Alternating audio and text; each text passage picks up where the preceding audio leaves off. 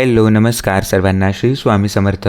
तुम्हा सर्वांना आजचा दिवस खूप छान जाऊ ही स्वामींच्या चरणी प्रार्थना. मी गजानन नायक तुम्हा सर्वांचे माझे यूट्यूब चॅनलवरती मनापासून स्वागत करत आहे. आज होती पौर्णिमा, म्हणजेच आषाढ महिन्यातील जी पौर्णिमा येते तर तिला आपण गुरुपौर्णिमा देखील म्हणतो. त्यानिमित्ताने मला सत्यनारायण देखील करायचं होता आणि त्याचबरोबर आपल्याला महाराजांची देखील या दिवशी सेवा करायची असते. म्हणजेच जे आपले गुरु असतात त्यांची देखील आपल्याला या दिवशी सेवा करायची असते. त्यामुळे आता तुम्हाला व्हिडिओमध्ये पुढे दिसेलच. त्या अगोदर जर व्हिडिओच्या माध्यमातून तुम्ही माझ्या चॅनलवरती नवीन आले असाल तर चॅनलला सबस्क्राईब करून कमेंटमध्ये श्री स्वामी समर्थ नक्की लिहा. तुम्ही बघत असाल तर सुरुवातीला म्हणजेच जी काही स्वामींची सेवा होती, म्हणजेच आपली देवपूजा होती, तर ती मी पहिल्यांदा करून घेतली आणि त्यानंतर आता जी पूजा मांडणी होती तिला मी सुरुवात करून घेतली. ज्या दोन्ही पूजा आहेत तर त्या मी सकाळीच मांडणी केल्या होत्या, कारण असं मानलं जातं की जे सत्यनारायणची पूजा असते तर ती संध्याकाळच्या म्हणजेच प्रदोष वेळेमध्ये आपल्याला करायची असते. जो सूर्यास्ताच्या अगोदरचे 45 मिनटं आणि नंतरचे 45 मिनटं हा जो वेळ असतो तर त्याला आपण प्रदोष काळ म्हणतो. याच काळामध्ये आपल्याला जी सेवा असते तर ती करायची असते. त्यामुळे जी सत्यनारायणची पोथी होती वाचण्याची तर ती मी तेव्हा वाचली आणि जी पूजा मांडणी आहे तर ती मी सकाळीच करून घेतली. कारण तुम्हाला माहिती असेल तर मी जॉबसोबतच स्वामीसेवा देखील करतो. त्यामुळे आपल्याला म्हणजे सतत असा वेळ मिळत नाही जास्त करून. त्यामुळे ज्या काही दोन्ही पूजा मांडणी होत्या तर त्या मी सकाळीच करून ठेवल्या. म्हणजेच महाराजांचं देखील मला पारायण करायचं होतं. तेव्हाही आपल्याला पारायण करायचं असतं तेव्हा आपल्याला पूजा मांडणी ही करावी लागते सेपरेट. त्यामुळे जी पूजा मांडणी होती तर ती सत्यनारायणच्या पूजेच्या बाजूलाच मांडायची होती. त्यामुळे तुमच्यासोबत मी अगोदर देखील व्हिडिओ शेअर केलेले आहेत की सत्यनारायणची पूजा आपण कशाप्रकारे करू शकतो.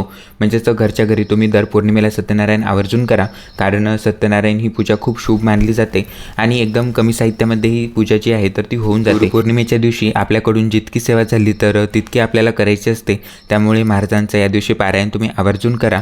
मी देखील महाराजांचं आता पारायण करणार आहे आणि मागच्या वर्षीच्या व्हिडिओमध्ये म्हणजेच मी फक्त महाराजांची जी पूजा मांडणी आहे तर ती केली नव्हती.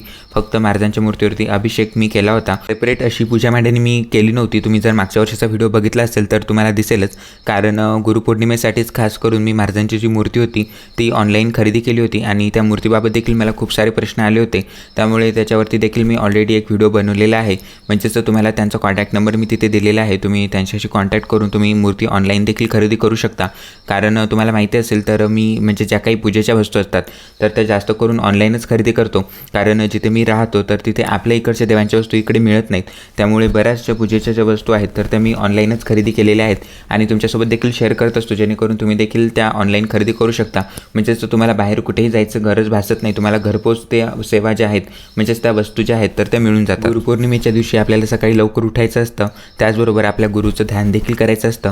त्यामुळे मी देखील गुरुपौर्णिमेच्या दिवशी म्हणजे सकाळी लवकरच उठलो होतो. तुम्हाला माहिती असेल तर जेव्हा ही कोणतीही पूजा असते तेव्हा मी जेव्हा पूजा मांडणी करत असतो तेव्हा जे काही देवतांची भांडी असतात म्हणजेच जी आपण पूजेमध्ये भांडी यूज करतो तर ती सर्व भांडी मी क्लीन करून घेत असतो. त्यामुळे भांडी घासण्यासाठी थोडा तर वेळ जातोच, म्हणजेच ती क्लीन करण्यासाठी थोडाफार वेळ जातो.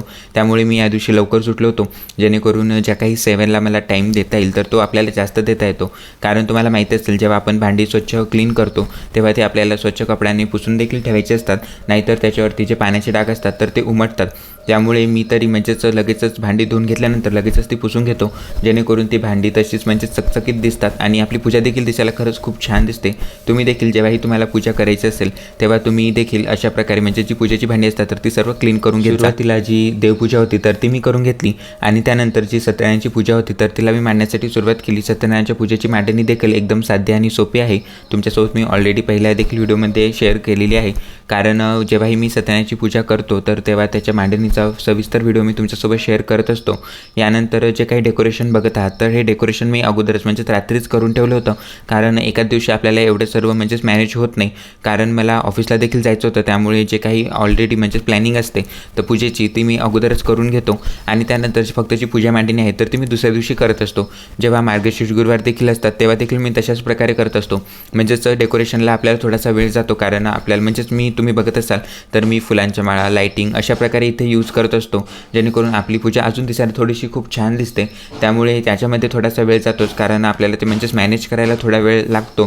त्यामुळे ज्या काही अशा अरेंजमेंट असतात तर त्या मी रात्रीच करून ठेवतो, जेणेकरून करून दुसऱ्या दिवशी जो काही वेळ असेल तर तो आपल्याला पूजेला देता येईल। तुम्हाला माहिती असेल तर मी जी पोथी वाचतो सत्यनारायण पूजेची ती संस्कृतमध्ये आहे, त्यामुळे मला वाचायला म्हणजेच अर्धा तास लागतो, कारण संस्कृतमध्ये आपल्याला जे वाक्य असतात तर ते थोडे कमी येतात आणि जेव्हा आपण मराठीमध्ये वाचतो तेव्हा तो आपल्याला म्हणजेच अर्धा किंवा 45 मिनटं असा वेळ लागू शकतो पोथी वाचण्यासाठी।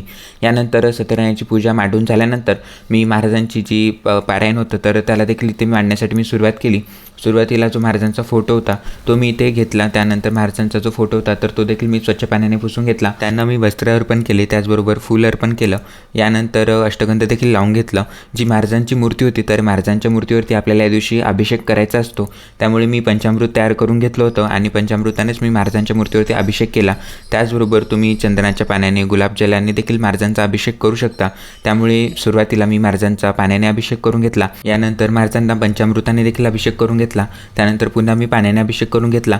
इथे मी गळतीचा देखील यूज केला होता, कारण जेव्हा आपण मंत्रस्तोत्र पठण करतो तर तेव्हा आपल्याला एका हाताने म्हणजेच महाराजांच्या मूर्तीवरती पाणी टाकता अशक्य होतं, म्हणजेच इकडे तिकडे पाणी पडतं, त्यामुळे तुम्ही इथे गळतीचा यूज नक्की करा जेव्हाही तुम्हाला कोणत्या मूर्तीचा अभिषेक करायचा असेल। किंवा आता श्रावण महिना येत आहे, श्रावण महिन्यात देखील आपल्या महादेवांच्या पिंडीवरती रुद्राभिषेक करत असतो, त्या सेवेसाठी देखील तुम्हाला गळतीचा यूज म्हणजेच गळती खूप उपयोगी पडते, कारण एकीकडे आपण मंत्र म्हणतो आणि एकीकडे आपल्याला पाणी टाकायचं असतं, तर इकडे तिकडे पाणी ते पडतं म्हणजेच पिंडीवरती ते सतत पडत नाही, त्यामुळे तुम्ही गळतीचा यूज नक्की करा, जेणेकरून म्हणजेच मूर्तीवरती किंवा ज्या देवतांचा तुम्हाला अभिषेक करायचा असेल तर त्यांच्यावरती एक एक थेंब म्हणजेच पाणी पडत राहतं।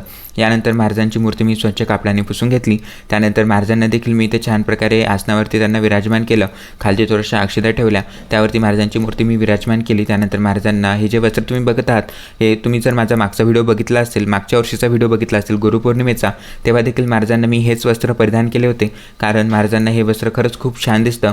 त्याचबरोबर जो मुकुट होता महाराजांचा तो देखील मी त्यांना तोच परिधान केला जो मी मागच्या वर्षी परिधान केला होता, खास करून महाराजांसाठीच मी हा जो मुकुट आहे तर तो तयार केला होता। महाराजांना देखील मी अष्टगंध धूप दीप दाखवून घेतला, यानंतर गणपती बाप्पांना देखील मी ते पूजेमध्ये विराजमान केलं, त्यांना देखील मी वस्त्र अर्पण केले, त्याचबरोबर घंटीचे लाल फुलं अर्पण केले। याचबरोबर जी पोथी असते आपल्याला म्हणजेच पारायणाची श्री स्वामी चरित्र सारामृत हा ग्रंथ जो आहे तर तो देखील आपल्याला इथे पूजेमध्ये ठेवायचा असतो, आणि या दिवशी आपल्याला खास करून महाराजांचे जे गुरुपद असतं तर ते आपल्याला घ्यायचं असतं। तुम्ही बघत असाल तर इथे मी कलशाची स्थापना केली नव्हती, फक्त नारळ जो होता तर तो मी इथे गुरुपद घेण्यासाठी घेतला होता। यानंतर जी काही बाकीची पूजा मांडणी होती म्हणजे जसे की रांगोळ किंवा डेकोरेशनचा भाग तो देखील मी इथे करून घेतला। तुम्ही बघत असाल तर हे जे रांगोळीचे साचे होते तर ते खरंच खूप युजफुल ठरतात, कारण जेव्हा तुम्ही जॉबला असता किंवा तुम्हाला म्हणजेच बाहेर कुठे तुम्ही कामाला असाल तर तुमच्याकडे एवढा वेळ नसतो की तुम्ही रांगोळी काढू शकता, म्हणजेच कारण आपण जेव्हा रांगोळी काढतो तेव्हा आपला बराचसा वेळ रांगोळीमध्ये जातो, त्यामुळे तुम्ही अशा प्रकारचे जे साचे असतात त्यांचा नक्की पूजेमध्ये यूज करत। जी पूजा मांडणी होती ती झाल्यानंतर मी इथे महाराजांचं जे श्री स्वामी चरित्र सारामृत हा ग्रंथ होता याचं पूर्ण पारायण केलं। यानंतर आपल्याला या दिवशी महाराजांना नैवेद्य देखील दाखवायचं होतं, त्याचबरोबर सत्यनारायणाची पूजा देखील होती, त्यामुळे जी सत्यनारायणाची पूजा होती तर ती मी संध्याकाळी 5:30 वाजता पोथी वाचण्यासाठी सुरुवात करतो, जेणेकरून 6 वाजेपर्यंत माझी पोथी वाचणं होते आणि 6:30 वाजेपर्यंत आरती होऊन जाते।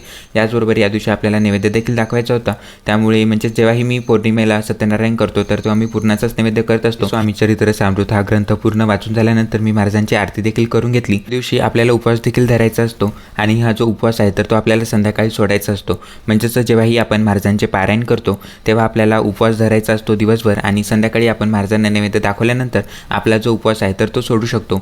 त्यामुळे मी उपवास देखील धरला होता आणि आजची जी सेवा होती तर ती अशा प्रकारे झालेली आहे। तुम्हाला मी केलेली आजची सेवा कशी वाटली कमेंटमध्ये नक्की सांगा।